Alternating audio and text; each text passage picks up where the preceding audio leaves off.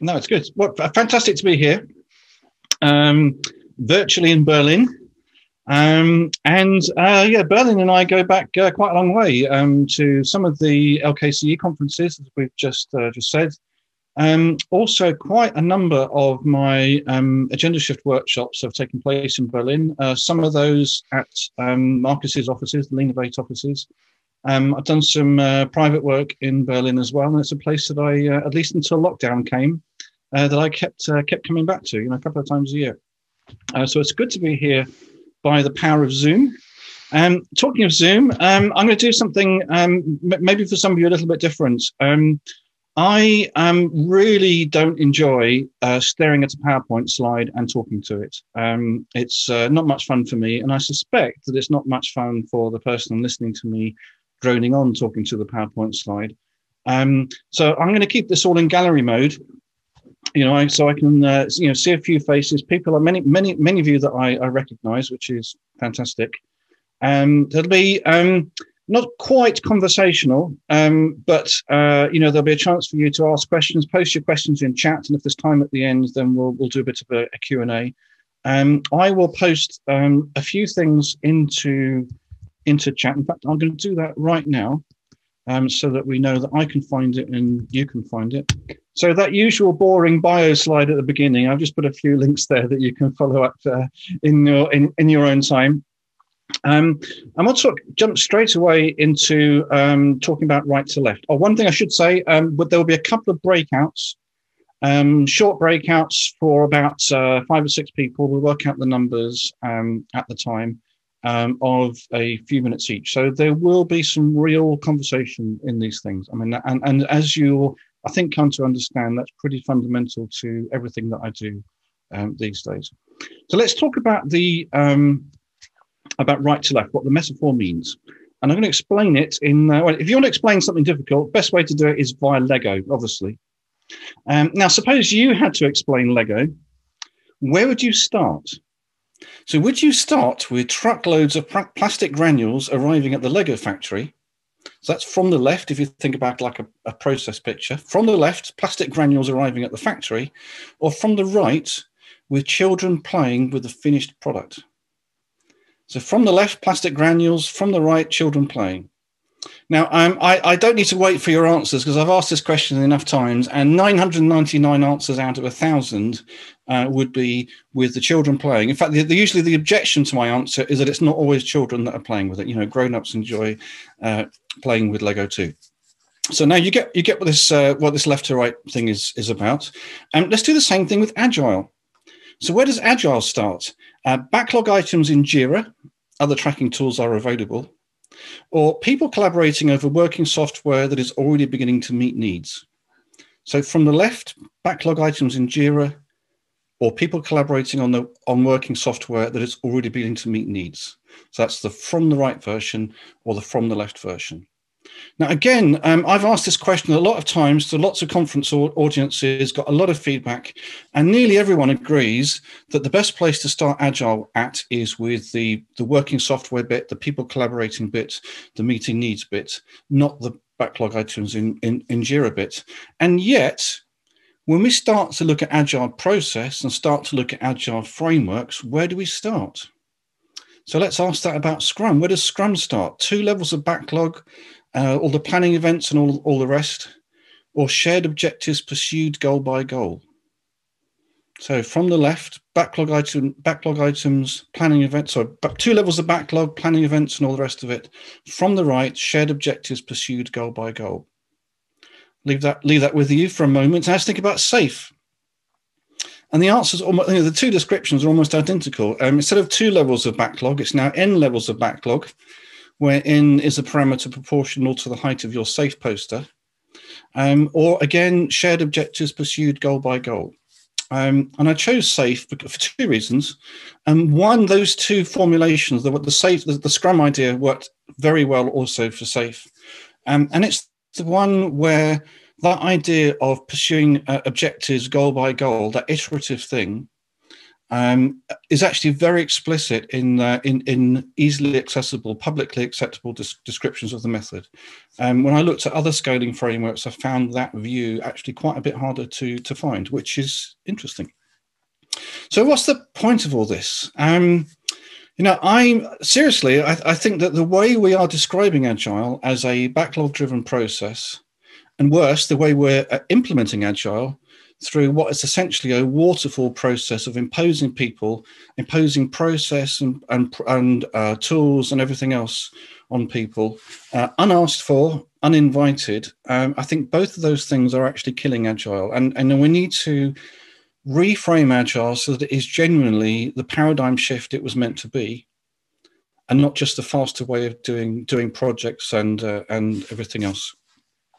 So we're going to explore that a bit today. We're going to move over to the first breakout in a moment. I'm just going to share a link to something first.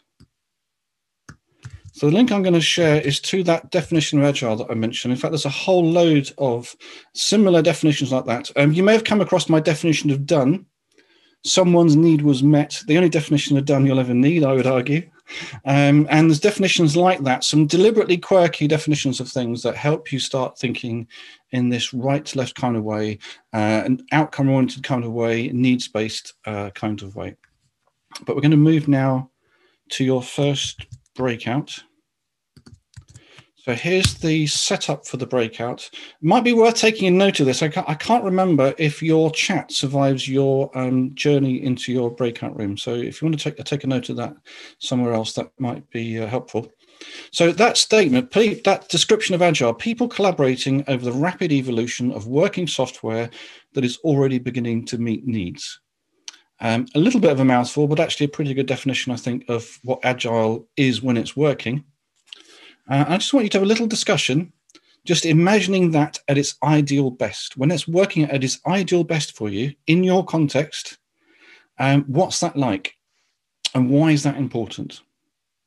And if you had that working for you at its ideal best, what new stories could you tell? What would you now be able to do that currently you are finding difficult?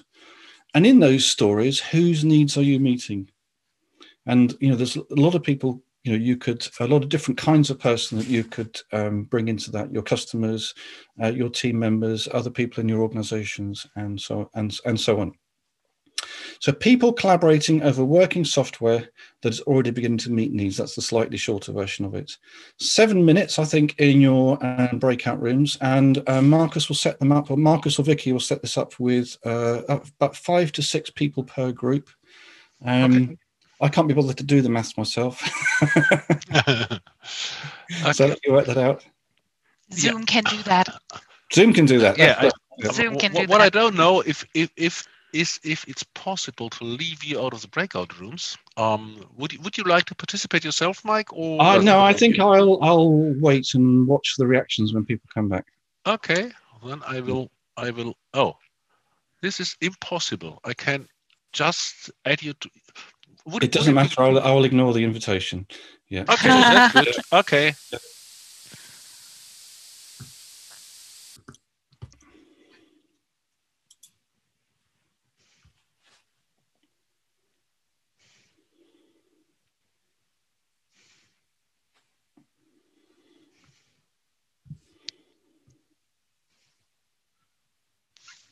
So this is the bit you need to chop out of the recording.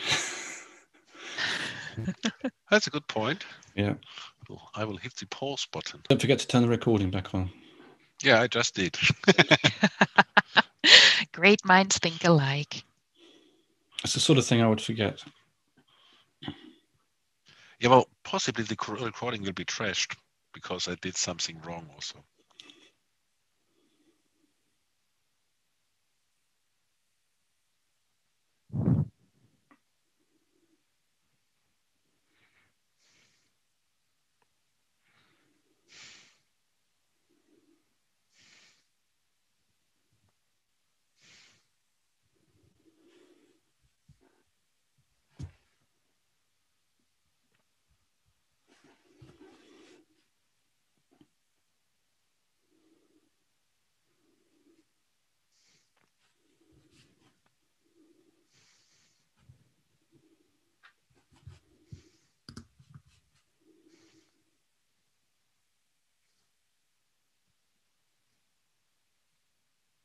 Right, I assume that is everybody back.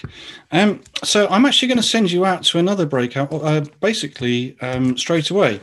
You've had a chance to think about the ideal best, what things could be, and perhaps a bit about how things are and how they could be even better. The next conversation is in a way the fun one. This is what all the things that get in the way, all the stuff that stops it being at its ideal best. I'll put that again into chat for you. So very simple, direct question. What stops that? What gets in the way of that ideal best that you talked about, of those new stories you'd love to be able to tell and all that stuff? Why is that important? What would you like to have happen? Very coachy question, that one. What would you like to have happen? Then what happens? And then what happens? I'm leading you through a little journey there. So again, make a note of those questions. If you're not sure, you'll be able to see them in chat when you move to your breakout rooms. 7 minutes again. So we'll start with that, what stops that, what gets in the way, and have a chance to air some of your frustrations, get those off your chest and so on, and then walk through that sequence. What would you like to have happen, then what happens, and so on. Okay, so I will see you in 7 minutes again. Okay, new groups or the same groups? Same, I think. Okay, here we go.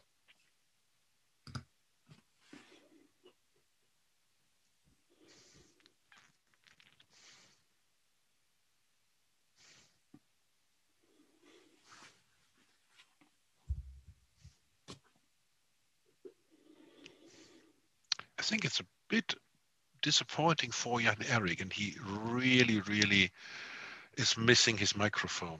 Oh, yes. And his name is Eric Jan. Erik Jan, yeah, well, okay. I know, we know, I think we know. I know you know, and that's why I'm afraid that he might take it personally.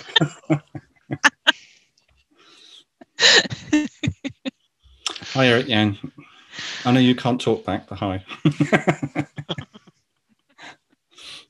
Shame. That must be terrible.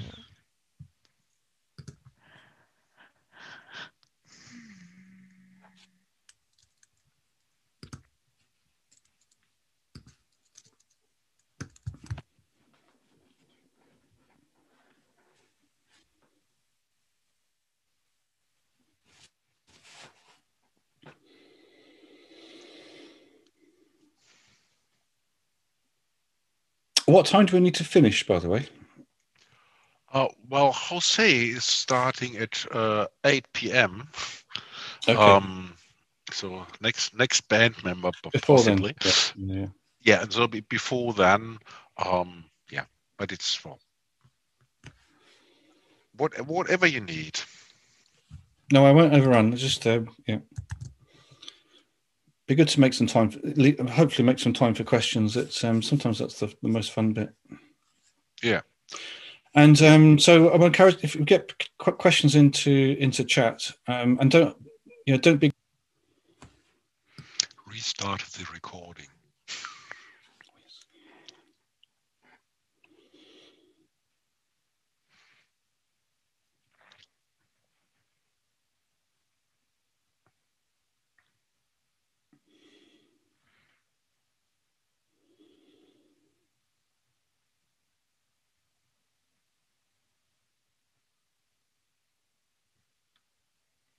I think that's everybody. So I should come clean and let's talk about just what just happened there. I put some notes into chat again. I've actually snuck in a bit of agenda shift there. So we started with something from right to left, my right to left definition of Agile, and you went through a couple of breakouts, and there's a very significant structure to those breakouts. Think about something at its ideal best. Think about what obstacles get in the way of that ideal, and then start to turn those, from those obstacles, what are some outcomes that we'd like to? So what would you like to have happen? Then what happens? Then what happens? We were generating outcomes. And those last three questions, they are, to some of you, perhaps quite familiar questions. They come from a thing called clean language, which was one of these things. It's quite, along with a few other things. Solutions focus is another really good example. It's an idea of a model that came from the therapy world and has become embraced by the coaching world. And what I've done in Agenda Shift is take a subset of it and use it in a way that has some very clear business value, and at the same time trains people into some tweaks to the way they ask questions and hold conversations and so on. The tweaks are quite important ones. They're ones about not imposing your assumptions on the conversation, but actually asking questions that allow you to actually, hear what's actually going in the mind of the other person, help that person build up their own model of how they want things to be or how things are, and so on. So it's an exercise in curiosity and respect and empathy and all these other things, and great things to bring into a team context or a broader organizational context. So that's a little look behind the curtain of what you were doing in the last breakout, but we will go back to right to left. So right to left, what it really is all about. The visual metaphor, I said at the beginning, it relates to, perhaps a process diagram, inputs on the left, outputs on the right. If I'm more honest, and this is after all, a Kanban conference, the right to left review of the Kanban board was probably the first inspiration for the, for the metaphor. And what do we do when we do a right to left review? We start with what we just finished, look at the things we're about to get over the line, look at the things that are in progress and what's going on with them, what might be going wrong with them and so on. And then only as capacity allows do we start to look further upstream and so on. And that's a great way of managing work. And actually the second pattern in Agenda Shift, the first one, the I do pattern, is a key one and a memorable one. But the second pattern, right to left strategy deployment, is all about how we manage our experiments and the governance that goes around that, the organization structures that go with it, and so on. And actually, in all of that stuff, there is a big overlap between the Right to Left book and the Agenda Shift book, especially the second edition of the Agenda Shift book, which I'm writing at the moment. So ends before means, outcomes before solutions. That's really what it's about. Starting and finishing with needs. There are a lot of traditional projects where they would say, oh, yes, it's all about needs. We've understood those needs, we've analysed them, we've come up with a specification, and so on. But by the time the thing gets delivered, those needs are forgotten. It's become about the solution now. It's about developing, it's about rolling it out, it's about implementing it. And if someone doesn't like what you've delivered, that's a change. That's going to cost you. And putting needs and outcomes first, where we're actually always testing that we're meeting the needs, doing validation, in Lean Startup language. It's really important to delivery, but it works fantastically for change as well. And, there's this duality of things that work in product development that work really well in change, and vice versa. And if you know your history, you will understand why that's true. So many of the tools of product development actually have their origins in the organization world, in the process world, people like Deming and so on. The product people have done us a big favor by making those tools a lot friendlier, a lot more accessible, and a lot more inviting. And so that two-way traffic has been very beneficial to both sides. And the product world, does a much more disciplined job of framing experiments and validating, testing their assumptions, and so on. And actually, they remind us in the organization and process world how to do those things effectively as well. A little bit of detail on that, or driving down the level of detail, meaning before metric, measure before method. This kind of start to get a bit design thinking a bit, but also, or OKR, the idea that, we want to get, to be creative in finding solutions, it's good to get a few things in the air. And one of the things to get in the air are what would be your signs of success. And these, you could call those metrics or measures. But it's important not to start with metrics and measures. They've got to be meaningful. You've got to think in terms about what are we trying to achieve? What are the outcomes that we want? What are the needs that we're meeting before we get to the metrics? If someone starts the engagement with, oh, you should be looking at net promoter score, or you should be looking at velocity, or you should be looking at lead time, I would treat practitioners that start in that kind of way with quite a lot of skepticism. I'd be perhaps showing them to the door. If they're not interested in what's the mission, what's our purpose, what are we trying to achieve, what are the needs we're trying to meet, I would be more than a little concerned. This gets to people's nervousness with OKR. Is OKR just management by objectives, which is a recipe for dysfunction, by another name? If you start with something meaningful and your measures, metrics, indicators of success drive from those, they will help you find good solutions. And that's a healthy recipe, not a recipe for dysfunction. So right to left, the book. And again, to help you follow this, I put this in chat. So 6 chapters, right to left in the material world, right to left in the digital space, patterns and frameworks, viable scaling, outside in and upside down. So right to left in the material world, that's really about lean. So it's introducing lean as a concept, particularly lean production, but alluding to other kinds of lean principles, the 7 wastes, the 8th waste, all that lean stuff. And, ultimately getting, lean, not everyone's cup of tea, this definition, but lean as the pursuit of flow efficiency is one, quite useful way of looking at lean. But at the same, and it has a lot of applicability in our world, in the product development world, and the organizational world, and so on. But it comes with a big health warning. The idea that software development, for example, is like a factory is actually a pretty terrible metaphor. The 7 wastes are actually pretty terrible metaphors for what happens in software development. So taking these things too literally is quite dangerous.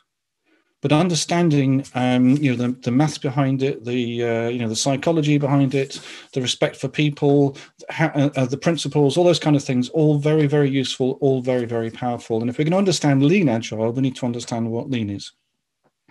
So that leads us to chapter 2, right to left in the digital space. And we are really introducing what agile is about and how lean and agile together, complement each other. And I start very much from those and not with the frameworks. Now, the frameworks come in chapter 3. But what we're trying to do across chapters 2 and 3 is introduce lean and agile as a way of thinking and a way of working. And there are a number of patterns that you see, patterns that combine in interesting ways. No 2 implementations look the same, and they evolve, and it's all great. That's good. But some great sources of those patterns are the frameworks, so Scrum, Kanban, SAFe, and so on. It kind of puts the frameworks in their place, to my mind. What I don't want to see is people think. What I don't want is where implementing the framework becomes the goal. Instead, thinking about how the frameworks can actually help us and seeing them as sources of patterns, understanding those patterns and how they complement each other. It seems to me a much healthier perspective on the lean agile landscape. So it's a very pluralist view of the lean agile landscape, and it's a pluralist perspective. Most strongly, it's an outcome-oriented perspective. Everything we explain in the book is really from a perspective of how does it help us achieve outcomes? How does it help us identify or organize or meet needs, and so on. So chapter 4, viable scaling, is about the scaling frameworks. So SAFe, for example, and we do mention a few others by name. Also talk a bit about the Spotify model, not because I'm recommending that you implement it, but because it's important to understand where it comes from, what it means, what are its lessons, and so on. And then we start to think a bit more broadly about organizational concerns, structure, strategy, organization development, and so on. And and where you can get ideas and help on those things. Outside in, which is about strategy and governance, and we've done quite a lot with both of those over the last 2-3 years. Really, the time since the first edition of the book was published has been the massive shift towards looking at those things, and we've looked at agenda shift with OKR, agenda shift with 4DX, and various other approaches to strategy and strategy deployment. And last, upside down. So that's about servant leadership, the inverted pyramid, sort of intentful styles of communication, the customer-focused organization, and so on, and lots of good references in there. So that's the Right to Left book. It's a book that's designed to be accessible, readable by pretty much anybody. If you want to explain Lean Agile to someone, or just Agile to somebody, it's a book you should be able to give them. I know some organizations have actually bought it by the boxful. I know some practitioners have bought copies to give away, and so on. It's meant to be accessible. It's meant to be digestible. To a practitioner, the early parts of the early chapters will feel full of very, very familiar material, very familiar concepts.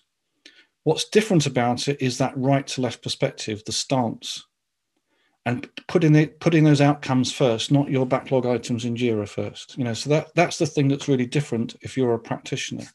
The last 3 chapters are the ones that are going to have more new concepts to many practitioners. So it's much more organizational, bigger picture, strategy, structure, all those kinds of things. And we're actually getting much more into agenda shift territory now. So agenda shift is an engagement model that helps the practitioner engage with organizations as they, as they're undergoing any kind of adaptive challenge, whether it's stuff to do with lean and agile, or it's exploring strategy and thinking about how to implement it, and so on. The kinds of organizational challenges where the rollout model has failed repeatedly. That's what we're trying to do with a much more dialogic, conversational approach, one where strategy is expressed in outcomes. As we know in the development world now, good roadmaps are made of outcomes. Well, we can make strategy out of outcomes, and we've got the tools to do it, the tools to organize it, and the tools to help people, turn it into action. So that is Agenda Shift.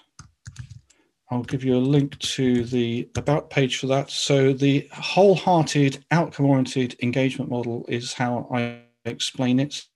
And then I explain that backwards. So engagement model first.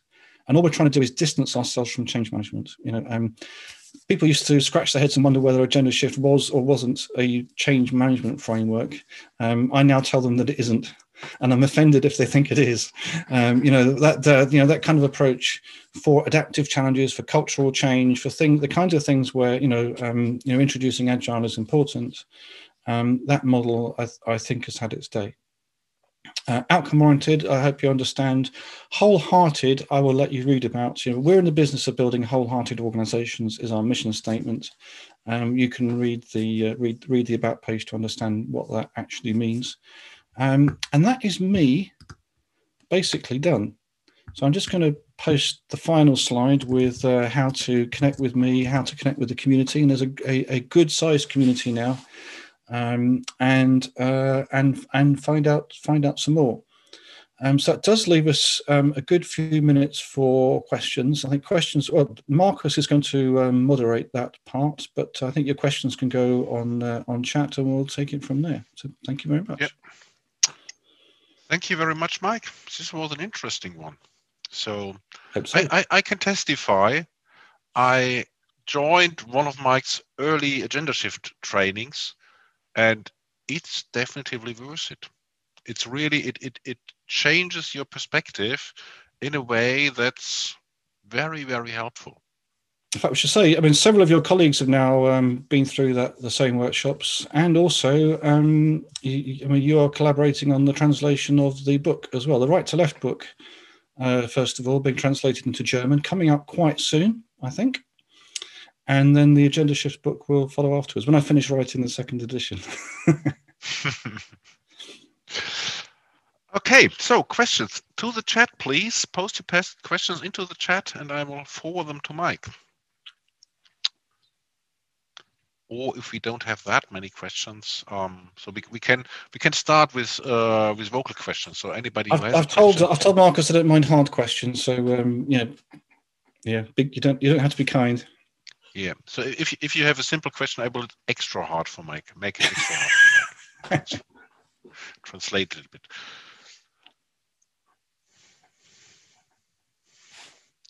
Okay, Eric Jan, who is without a microphone, just testified this is one of the best books about he has read for a long time. Thank you, Eric Jan. Okay, any questions?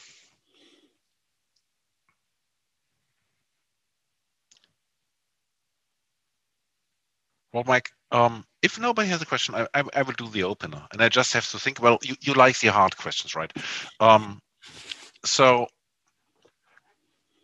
why on earth did you go for the very, very soft approach from right to left that started with agenda shift, when you can have the hard number approach that we can use if we want to in Kanban? So, I mean, I still, as I said in my hard question, no one should think that I suddenly think Kanban is a terrible idea. I just think it's slightly, it's funny that, when you get invited into a gig as a Kanban practitioner, the conversation has already been had that Kanban is the answer and you're there to help. Now, when you turn up, it may transpire that the people you are going to be working with weren't part of the conversation that said that Kanban is what we were going to do. And that started to bother me. And I wanted to start to insert myself into some earlier questions about what it is we actually want to achieve, what needs we're going to meet, what is the challenge that the organization is facing, what obstacles are in its way, and what can we do about them? And so, as you call it, a softer approach, a dialogic approach is what we've developed. But you can trace its history actually back to my first book. So, if you've read Kanban from the Inside, you may remember at the back there is as a lot of books finish with. Kanban from the Inside finishes with a list of bullet points. Some takeaways, some things to try, all that kind of stuff. And interestingly, as Kanban from the Inside was going to press, I was already thinking, there's the basis of an assessment tool here. That's interesting. And as soon as it did go to press, other people started, around the world, popped up versions of assessment tools based on the bullets at the back of Kanban from the Inside. So that was kind of interesting, but it got a lot more interesting when I collaborated with a few guys around the world, principally Dragan Djodjic, who's based in the UK, to reframe how those points were written, not as the points at the back of a book about Kanban, but describing the kinds of outcomes that we would achieve if we implemented those points. And then when people are doing an assessment, they weren't signing up to whether they were doing that practice or not. They were signing up to whether or not they had, they were realizing those kinds of outcomes. And then they would prioritize those outcomes. And now you've actually got, before you even go and visit that that company, you've already got buy-in from people that they have some things they would like to achieve. And so the first agenda shift workshop was really just the assessment tool in this new outcome-oriented style, and then tools for turning those outcomes into experiments. And already knew about things like change man and all these other things were there already. And then we started to move it further and further upstream. We're starting people to start imagining what it could be like. So if you've seen my True North statement, for example, that's a very generic picture of a very idealized picture of lean agile. Everyone able to work at their ideal best, individually, in their teams, between teams, across the organization and beyond. Right people, right conversations, best possible moment, needs met just in time, or just at the right time. And people respond to that, and they use that to help them imagine what things could be like. They think about the obstacles that are in the way, and then we start to think about how we might address some of those obstacles. And the answer for some of those obstacles might come from Kanban, but they might come from somewhere else. They might come from another framework, or they may come from an innovation that someone in the team comes up with. Or it might turn out that actually the solution was at their fingertips already, if only they'd looked at things in a different way. So we're starting, we start having those conversations that teams need to have if they're going to implement any kind of framework, and then realizing that we were actually opening the door to this much more pluralist view of the world. So that's where we were in about 2018, and really in the time since, actually maybe even slightly before 2018, we starting to do very explicitly going after strategy. So what's happening when we're reaching the right customers, meeting their strategic needs? For example, the first question of a stack of an outside-in strategy review, not starting with what are our capabilities and how can we improve them a bit, which is a not very interesting starting point for strategy, but actually starting with our position in the world, in a world that has competitors, in a world where we're not sure yet how we're going to meet the customers that we want to meet, and so on. So that's the kind of journey that you can if you did a rock family tree of agenda shift, Kanban has a very important role in the ancestry of it. But before you implement anything, even if it's Kanban, before you implement anything like that, there are some conversations you really should be having. I don't want to implement something over a team when it's unasked and I'm uninvited. And we need to, honestly, I think as an industry, we need to do better than that. And agenda shift is a way of helping us all to do that. Thank you, Mike. So we have 7 minutes left. Any other questions for Mike? If Mike answers are as long as that one, that's all we've got time for. Yeah, it was a little bit terrifying, to be honest. Yeah, well, I have another one for you. Yeah, but it's an easier one. So okay. We are doing Agile. That's what we claim to do. Yep. I personally think Agile is pretty much dead. Agile is not the solution. What's next?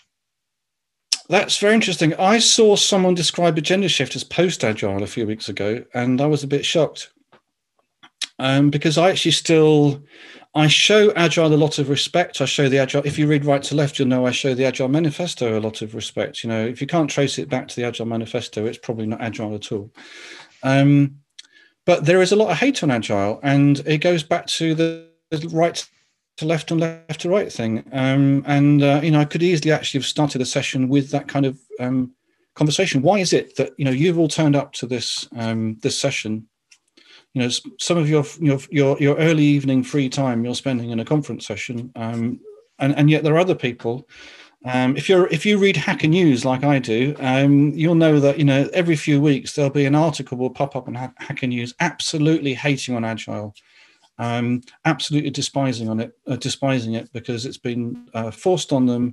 It's not working for them. There was no invitation to be involved with it, and the version of Agile that they end up with is the worst kind. Ploughing through backlogs, and ploughing through backlogs is the way to deliver a mediocre product, and the experience is going to be mediocre at best. Again, we need to do better than that. And I think the fact that we are teaching Agile in that way is an embarrassment. And we actually need to get back to teaching Agile as being about iteration and goals and all these other kinds of things, and not letting the owners of backlogs take charge of everything. I think it's very unfortunate that so much Agile training teaches it from completely the wrong perspective, to my mind. And I think it's killing Agile. Okay, perfect. So as we have only a couple of minutes left, I have a simple question for you. One of the things, well, if I should choose one thing from everything I've seen from you, which I love the absolute most, this is really your definition of done. Someone's need was met. How long did it take you to come to that definition? And did you realize when you came to it that this is ingenious? So was it like a pop song? Oh, this will be a hit, or was it? I did know. It's one of these. It's very hard to explain how these things come sometimes. But I realized it was fun. I did put some effort into making it as impactful I could. I did a slide that made it look like a dictionary definition with the pronunciation and all the rest of it in phonetic alphabet. And I put it on LinkedIn. I got very quickly, I got 100 responses, and like 97 or 98 of them were really positive. Ha ha, I see what you're trying to do, and all the rest of it. And for them it was helpfully provocative. And then there was like two, 3 people that really didn't get it, really offended that I would subvert their cherished concept of the definition of done. And I thought the fact that I got both the positive reaction and that little bit of negative reaction, that made me think I probably pitched it just about right. It had the right amount of challenge in it, the right amount of humor in it, perhaps. But there's some serious points to back it up. Knowing whose need, what need, by what means. How will we know when we've actually met it, and all the rest of it? Those are really important questions, and those are kind of questions that for example, a 3 Amigos conversation should be you could be having. So it's a really simple definition, but when you're having conversations of what does done look like, and what was done look like, and what does done look like, I just no, don't want that. So I just thought we had to change that conversation. Okay, so I think we have reached the end of the session, and I think you met your own definition of done. I think you met the needs of I hope someone's need is met. Yeah.